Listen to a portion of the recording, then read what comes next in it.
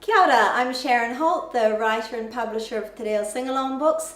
This little session is about how to make the most of Te Reo Singalong books, how to really extend them into your program. So I just wanted to start first with, some of you might, when I'm using these examples, might have a different version of two of the books that we have printed. The very first two that we did, Maranga Mai and Kei Te Piki Ahau, had different covers. So the first cover for Maranga Mai looked like this. So if I'm holding up this book, it's exactly the same inside, it just has a different cover.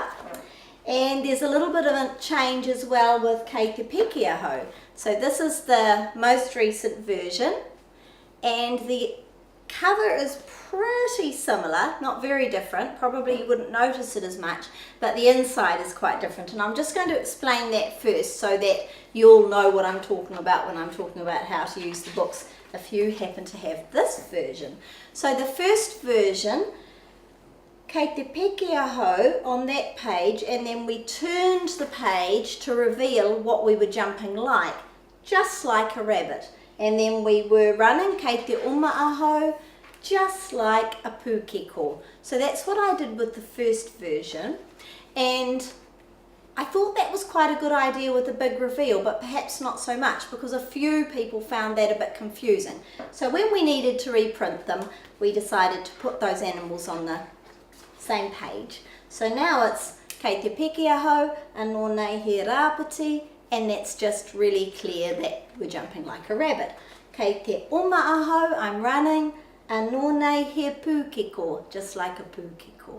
I just want to say something about pūkeko. I'm very big on pronunciation, correct pronunciation. Lots of people who've heard my workshops know about that.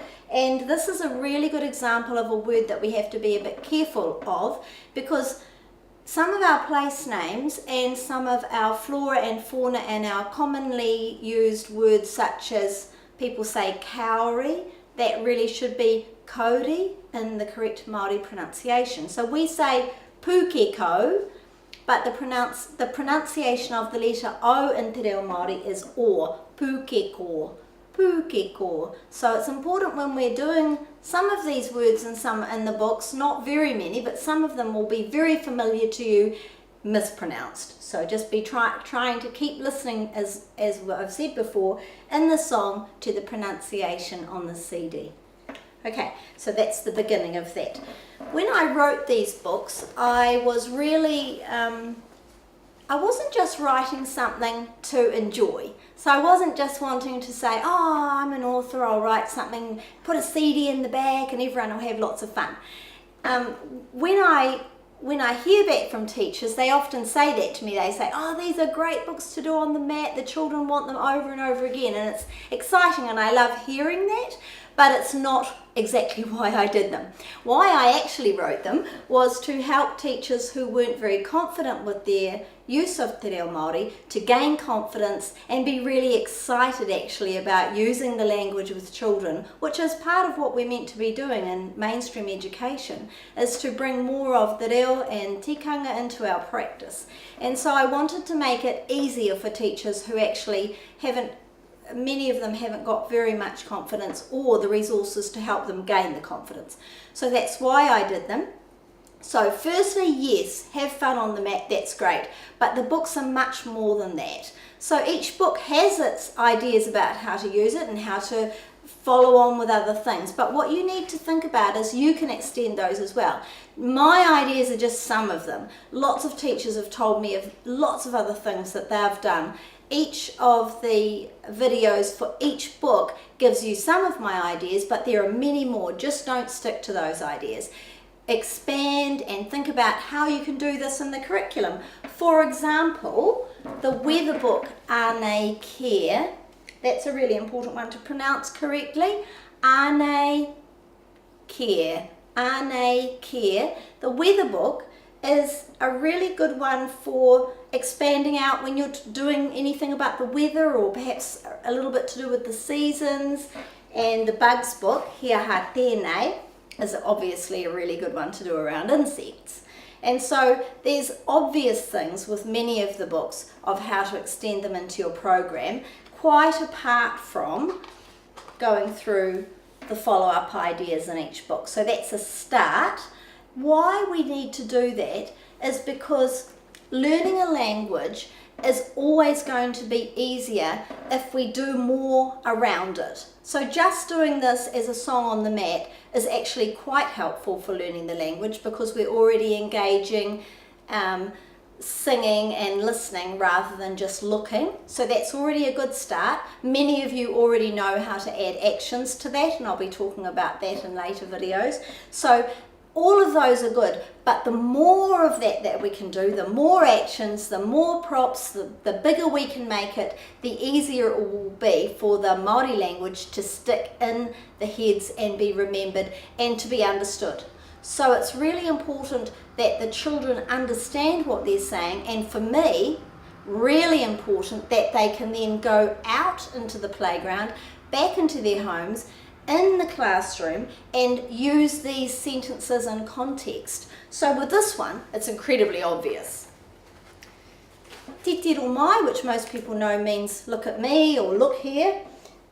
He aha tēnei, what's this? And so children will do that. It's the reason I wrote the book, it's very common. Children will come up with an insect, in this case a snail, and say, oh, you know, look, what's this? If they haven't learned the name before.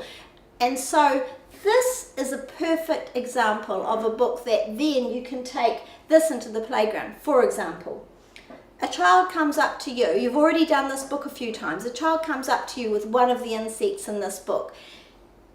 Oh wow, that's exactly like that book here, ha tēnei. Make those connections and try and use as much of the reo in your contextual situation as you can. It's really, really important. And the last thing I want to say about that is that it's a bit hard writing these books to to please all of the people all of the time, because just as in English, there's lots of words for different things. So for example, there were actually a lot of words that I could have used for ladybug.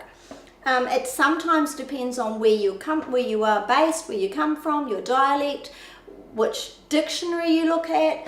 And I just have to choose one. So the books have to be made, so we just have to go ahead and choose a word. If that's the wrong word for your dialect, for example, for worm, you can say noke or toke. If that's the wrong word for your dialect, just change it. And in the song, and teach the children, say, oh, Sharon's written noke in this book, but in our region, we say toke. So when you get to that page, you'll be saying, we're going to change that. Instead of he noke tēnā, we're going to say he toke tēnā, because that's correct for our region, or whatever the thing is. And I think it's really good to be upfront with children about that, so that they learn that there are different words for things, which they already know in English, because some people might call their sofa a couch or a lounge suite or a settee. Children are aware that there are different words for the same thing, and that's the same with Te Reo Māori. So don't let that faze you. Just use the words that are in the books until you find out somebody is bound to tell you, oh, that isn't the word we use here. Sometimes that isn't the sentence structure we use here. So my last thing is about sentence structure. Kei te peke aho is our way of saying I am jumping. Some people will also say e peke ana aho. So if that's the dialect that you use and that's the region that you're in, then you can feel free to talk about that with the children, still use these words, or maybe change it so that those words are in there. But just opening up their understanding will be really good for them to say, oh, there's different ways of saying things. It's not wrong or right, it's just different. And whatever's correct for your area is what you need to be using. Ka kite.